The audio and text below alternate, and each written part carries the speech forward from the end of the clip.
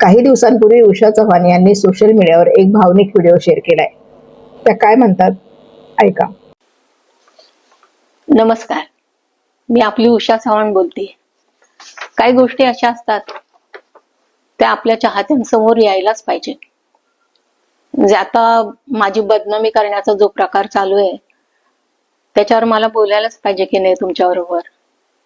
तुमची मतं ही मला अतिशय महत्वाची आहे. माझ्या ह्या प्रकरणामध्ये एक राजकीय माणूस पण आहे, तो अडथळे घालतोय. तर मला सांगायचंय की हे लोक ह्याला म्हणतात स्टंटबाजी करते ही असं म्हणतील, पण न्यायासाठी लढणं जर स्टंटबाजी असेल ना तर हो, मी माझ्या मुलासाठी स्टंटबाजी करते असं म्हणते. शेवटपर्यंत लढत राहणार मी त्याच्याकरता. मी त्याला जन्म दिलाय आणि मला दुसरी पत्नी म्हणून हिणवलं जात आहे. प्रत्यक्षात दोन्ही पत्नींना कायद्याने समान दर्जा असल्याचं पुणे न्यायालयाने दावा क्रमांक 911/2000 स्पष्ट केले आहे. त्यामुळे कोणत्याही एका कुटुंबावर अन्याय होऊ नये हा न्यायालयाचा स्पष्ट हेतू आहे. हे प्रकरण न्याय प्रविष्ट असल्याचं सांगितलं जात आहे, परंतु माननीय उच्च न्यायालयाने यापूर्वीच दिनांक 4/3/2026 माझ्या मुलगा हृदयनाथ याच्या बाजूने निर्णय दिलेला आहे. त्या आदेशाला जाणीवपूर्वक डावलून हे सर्व करण्यात आलंय. म्हणून न्याय मिळावा ह्या अपेक्षेने मी माननीय एकनाथजी शिंदे साहेबांकडे दाद मागण्यासाठी गेले आहे. ह्यात एक माझी राजकीय व्यक्ती सुद्धा आहे. त्यांनी लोकांची दिशाभूल करण्याचा प्रयत्न करू नये. कागद खरं बोलतात. माणूस खोटं बोलत असला तर कागद खरं बोलतात. हे त्या राजकीय व्यक्तीने पण लक्षात ठेवा असं मला सांगावं असं वाटतं त्या माणसाला. सत्याला खूप अडचणी येतात व अडथळे निर्माण केले जातात, पण सत्य ते सत्यच असते. माणूस खोटं बोलतो, पण कागदपत्र नाही. नुकत्याच उच्च न्यायालयाने आदेशाची अवहेलना व अपमान करू नये ह्या लोकांनी. पुस्तकाबाबत तर कोर्टात प्रकरण चालूच आहे. अब्रू नुकसानीचा दावा माझा. तर कोर्टाला ठरवू दे ना, तुम्ही की झाडकी पत्ती पुस्तक वाचा. जर दावा चालू आहे अब्रू नुकसानीचा तर तू काय कशाला ते प्रसिद्धी करतोयस? का पैसे घेतले त्यांच्याकडनं? हा जो राजकीय माणूस आहे ना, मला असं वाटतं, माझ्या जनतेला सांगावं वाटतं, ह्या वयात मला त्रास देऊ नये, पण मुद्दाम देतात कारण मी लवकर वरती पोचावी, म्हणजे यांना मलाही खायला मिळेल. मी माझ्या स्वतःसाठी मला काय एवढी अपेक्षा नाही ह्या वयामध्ये. मी माझ्या मुलांच्या म्हणजे माझ्या नातवांच्या की जे दीपक यांना दिलेलं आहे कडू घराण्याला, मी त्यांच्याकरता मला झटायला नको. ते नाव जर लावतात तर त्यांच्याकरता अवश्य मी मरेपर्यंत झटेन. त्यांना न्याय मिळवून देईन मी. आणि माझं उषा चव्हाण नाव घ्यायची लायकी आहे का तुझी? चव्हाण हे खूप कष्टाने मी कमवलेलं माझ्या माहेरकडचं नाव आहे. कुणी त्याची अवहेलना करू नये. आणि केली ना तर 101 पाप झाल्यानंतर इंगळी डसते ना, तशी मी डसेन. माझा अपमान करायचा नाही. मी आयुष्यात आतापर्यंत 100 आकडे मोजत आले. त्याच्यावरती झालं ना तर मला असं समजावं ती इंगळी आहे म्हणून. ही आपल्याला कधी डसेल आणि सगळा तुमचा तमाशा बाहेर काढेल ना, त्यावेळेस तुम्हाला उषा चव्हाण ही काय चीज आहे हे कळेल. माझ्या चाहत्यांना मला हे सांगायचं वाटलं. मी कुठं सांगणार आहे? कुठं सांगणार मी? उद्या माझ्या चांगल्या कामामध्ये व्यत्यय आणतात असं हे करू नये. तुम्ही मला न्याय द्या. जनतेने मला न्याय द्यायलाच पाहिजे. माझा हक्क आहे जनतेवर, माझ्या चाहत्यांवर माझा हक्क आहे. मी त्यांच्याकडे न्याय मागणार. मी आता एकनाथजी शिंदेकडे न्याय मागितले आहे.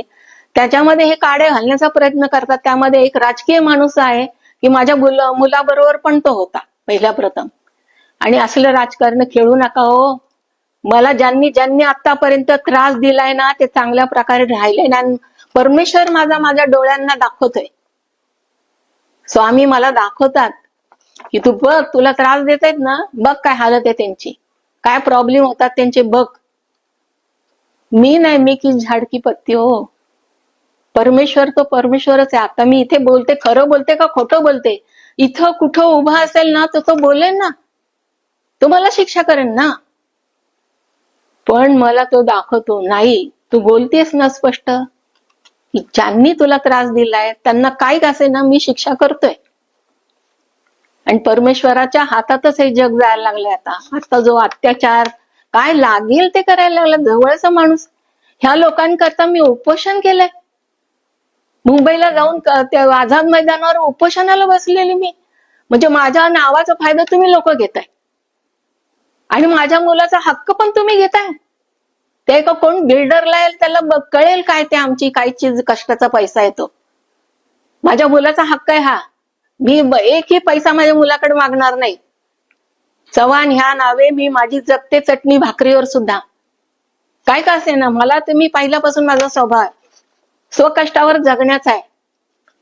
अजूनही मी असं काम करू शकते. परमेश्वराने मला माझ्या तब्येतीला साथ दिली तर. पण हे असला अपमान करणे ह्यांची काही लायकी आहे का? चव्हाणाचं नाव घेण्याची. चव्हाण हे नाव कमवायलाच किती वर्ष गेली माझे. प्रसिद्धी मिळवायला मग किती वर्ष गेली. 21 झाडकी पत्ती कुठले तरी आणतात, वकिलांना धरतात आणि काय लागेल ते बडबड करायला लागलेत. आणि ज्यावेळेस कोण बडबड करतं माहितीये ना, हे जो खोटा बोलणारा माणूस असतो ना, तो त्याच्या चेहऱ्यावरून, तुम्ही जाणकार आहात माझे चाहते, तुमच्या लक्षात आलं असेल की काय बोलतात. म्हणे आम्ही काय मरायचं का? अरे एवढं सगळं कमवून दिलं मी उपोषण करून तुमच्या करता आणि तुम्ही मला एकदम बाजूला टाकायचं. लायकी आहे का तुमची? तोंड सांभाळून बोलायचं चव्हाण, उषा चव्हाण बद्दल. कडू देशमुख हे माझ्या मुलाचं नाव आहे, माझं सासरकडचं नाव आहे. मी हे केलंय का? माझ्या मुलाच्या बाजूने जर हायकोर्टने आता निकाल दिलेला आहे की दोन्ही मुलं समान आहेत, दोघांनाही अधिकार आहे, मग तितकं झाडकी पत्ते कोणी काय सांगितलं तुला तर? पब्लिक बॅड पब्लिसिटी करतो तू माझी. एवढं आयुष्यभर मी घाम गाळून कमवलेलं नाव त्याच्यावर येतोस तू. परमेश्वर तुला चांगले अद्दल घडवेन ते. आणि तुला जे साथ करतायत ना त्याला 10 पटीने माझ्या डोळ्यासमोर माझं स्वामी दाखवतील.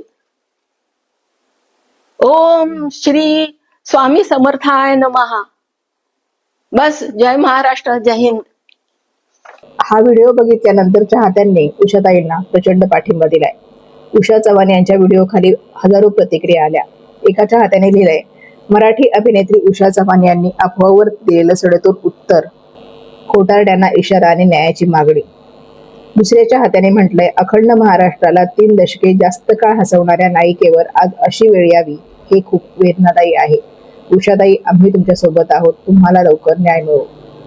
आणखी एक प्रतिक्रियेत लिहिलं गेलं, उषाताई, तुमच्या बोलण्यातला करारीपणा पाहून आम्हाला विश्वास वाटतो की तुम्ही हा लढा नक्की जिंकाल. दुसऱ्या एका भाऊक चाहत्याने लिहिलंय, उषाताई, मी तुमच्यापेक्षा वयाने खूप लहान आहे. आयुष्यात एकदा तरी तुम्हाला प्रत्यक्ष भेटण्याची इच्छा आहे.